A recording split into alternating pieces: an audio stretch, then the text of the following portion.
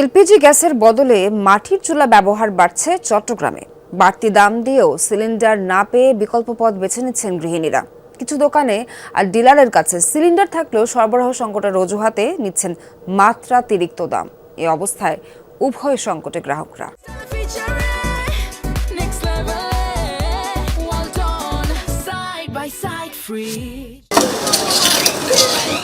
কদিন আগেও রান্না করতেন এলপিজি গ্যাস দিয়ে, কিন্তু চলমান সংকট আর লাগামহীন মূল্যবৃদ্ধির কারণে এখন এই গৃহবধূর ভরসা মাটির চুলা।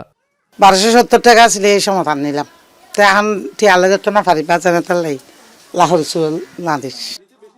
চট্টগ্রামে বেশিরভাগ মধ্যবিত্ত, নিম্ন মধ্যবিত্ত ও সীমিত আয়ের পরিবারের চিত্র এমন। বাড়তি টাকা দিয়েও গ্যাস না পেয়ে কেউ ব্যবহার করছেন ইলেকট্রিক চুলা, কেউ মাটির চুলা।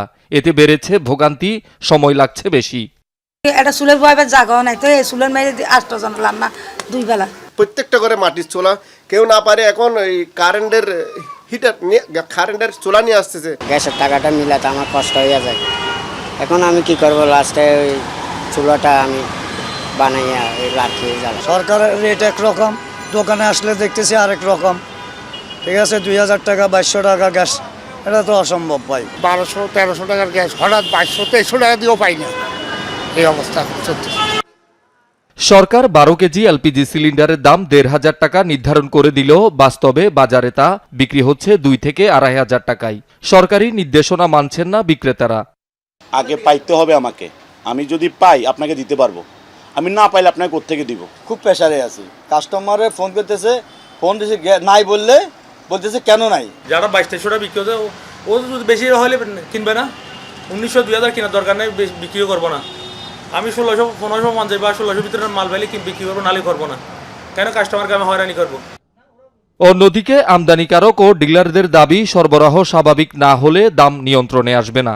অতি সত্বর সরকারের তরফ থেকে এই বিষয়টাকে খতিয়ে দেখে আন্তর্জাতিকভাবে কী সমস্যাগুলি আমাদের এলপিজি আমদানিকারকরা ফেস করতেছে, সেগুলি বিষয়টাকে জেনে সরকারের একটা উদ্যোগ নেওয়া উচিত এই সংকট সমাপ্ত করার জন্য। হঠাৎ করে এটা হইলো কেন? এটা হইলো ডিমান্ড অ্যান্ড সাপ্লাইয়ের মধ্যে ফারাক। তো ডিমান্ড অ্যান্ড সাপ্লাইয়ের মিলনটা করে দেন, ইকুইলিব্রিয়াম পয়েন্টে আনেন না, ভারসাম্য জায়গায় আনেন না। নৈরাজ্য বন্ধে এলপিজি গ্যাসের ডিলার ও বিক্রেতাদের একাধিকবার সতর্ক করার পরও পাল্টায়নি চিত্র। শহীদুল সুমন, যমুনা নিউজ, চট্টগ্রাম।